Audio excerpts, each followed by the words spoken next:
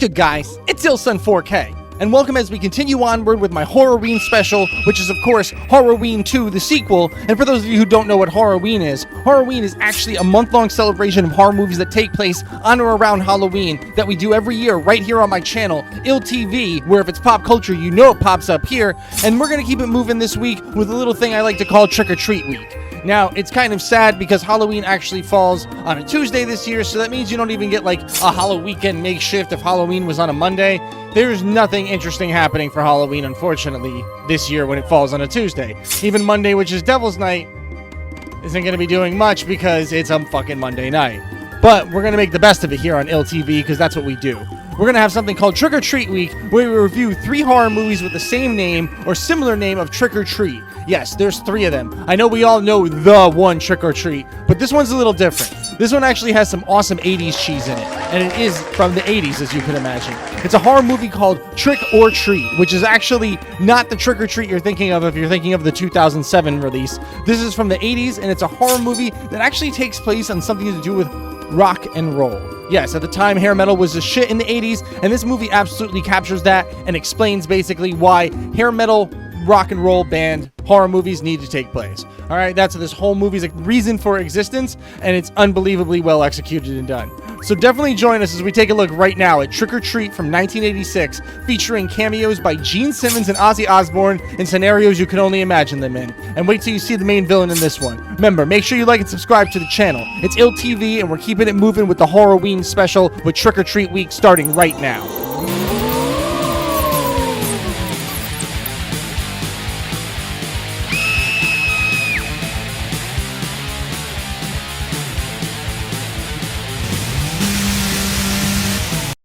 Alright, so there's only one way to describe this plot before I start talking about it. 80s as fuck. Yeah, 80s as fuck.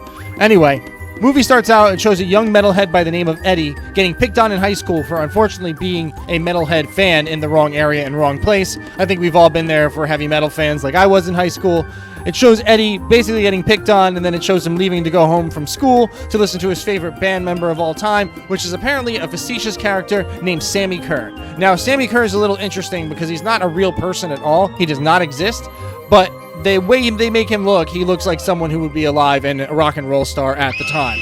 Now, it shows Sammy Kerr standing in front of Congress, much like to mimic the Dee Snider incident, where Dee Snider stood before Congress and told him rock and roll has nothing wrong with it and there's nothing to worry about. So it was kind of cool to see them throw this little nod in there. But moving forward from there, Sammy Kerr unfortunately dies, and it's some really sad shit because, of course, we know our main character, Eddie, is heartbroken. Anyway, Eddie runs down to the local station where he knows the DJ, who was played by none other than who? Gene Simmons from fucking Kiss. Yes, Gene Simmons from Kiss is playing a DJ that plays rock and roll, and he tells Eddie he has the last known record of Sammy Kerr in existence and gives it to him. And it's a little album called Songs in the Note of Death, I believe. And from there, it gives it to him, and some really strange stuff starts to happen. At the time, everybody knows there was backward messages in rock and roll, supposedly. Though all of them were proven false, there is no actual backwards message in real ones, but there is in this one. And what happens is Eddie starts playing Sammy's record backwards, and he starts talking to Sammy through the record and vice versa.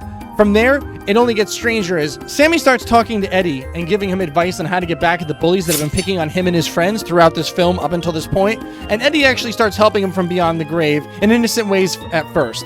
But from there, it progresses and gets more violent and more life-threatening until eventually Sammy asks Eddie to make a mixtape of the album that he has that no one else has, that he was given by Gene Simmons in the radio station, and he gives it to the main bully, and the main bully actually gives it to his girlfriend who listens to it, and after like the cassette tape kind of seduces her, it's a little strange and creepy. You got to see it for yourself. It's unbelievable.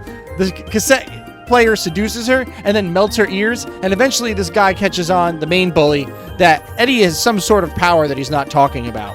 From there, it gets to the point where Eddie tries to stop Sammy by destroying the cassette tape, but instead lightning strikes while Eddie's playing the album, and Sammy Kerr comes to life and causes one of the most 80s as fuck endings I've ever seen, with a rock and roll star running around with a guitar, electrocuting people and killing people in ways you can only imagine. The main character looks fantastic, I'm telling you. You have to see this film and see the main climax of it all, because once this guy shows up, he shows up at a Halloween party, so no one even questions what he looks like. Again, you have to see this film.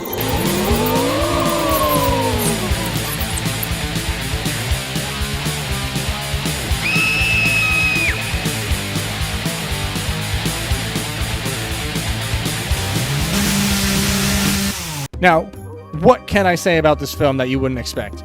I was literally born in 1986, the year this movie came out. I love me some 80s hair metal, and I love me some 80s cheese, and I love me some 80s horror. And you got all of them in this movie, as this is like kind of still an unknown gem from the 80s that's gained a little bit more popularity recently, but still really unknown to the point where a lot of people I ask about it don't know about it. And it's just one of those movies that you have to see to believe. I mean, the insanity of what this movie really is about a young man from 1986 who is obsessed with a rock and roller that dies and ends up getting his last album ever pressed, is the only one who has it and plays it and brings his favorite idol back to life.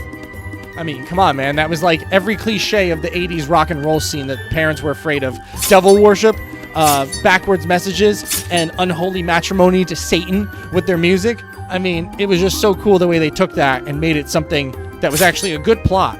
This movie is definitely some 80s cheese. It has some moments where it's like, with the acting, but it's very few and really not that noticeable. And you'll be so wrapped up in the fact that you see Gene Simmons as a rock and roll DJ, and then you go and see Ozzy fucking Osbourne playing a priest who's talking about being against rock and roll and how it's the devil's music and how people who listen to it are indecent. And what's even crazier is Large Marge from Pee-wee's Big Adventure. Yes, Large Marge is actually one of the guests on this show as well. And the funny thing is, Sammy Kerr ends up murdering both of them. Spoiler alert. The whole Sammy Kerr character, when he comes back to life, is such an on-point look of what the 1980s rock star was. It's unbelievable. I mean, the hair, the makeup, the outfit, everything is just 80s cheese rock and roll come to fucking life. And it's beautiful. I mean, you just got to see it to appreciate it. Definitely a movie that I recommend anybody see, especially if they're looking for a fun way to see a movie that's about Halloween from the 80s that they might have missed, because I know some of you out there have. Definitely check it out.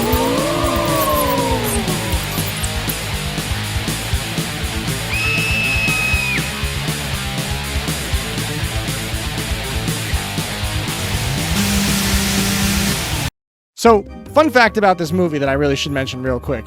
The main villain, Sammy Kerr, was actually offered to Blackie Lawless of Wasp at the time, but he turned it down as he wanted to go on tour instead. And who blames the guy for really wanting to go on tour and be a real rock star versus playing one under a movie set in the hot lights and not actually being a rock star? I mean, that's a no-brainer. But before him, the role was actually offered to, as much if you might have guessed, Gene Simmons. Gene Simmons found no interest in the main character whatsoever and passed on it and said he'd rather just be a radio DJ and make a cameo, which ended up being better off because, I don't know, this might have been cool as Gene Simmons, but I'm more or less a fan of how he looks with his own unique look and isn't looking like he's trying to be somebody else that, of course, we would see if they were somebody else.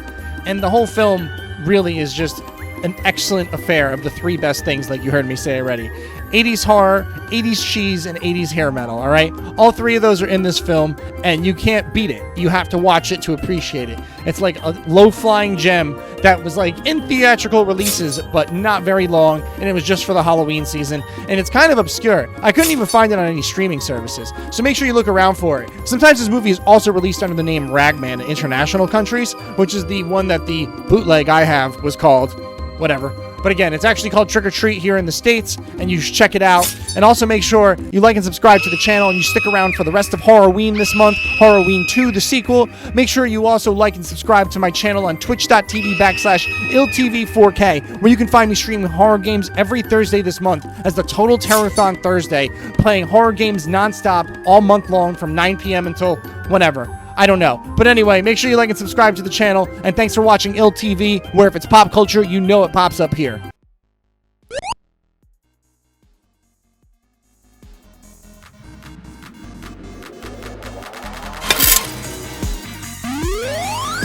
You're watching ILLtv, where if it's pop culture, you know it pops up here.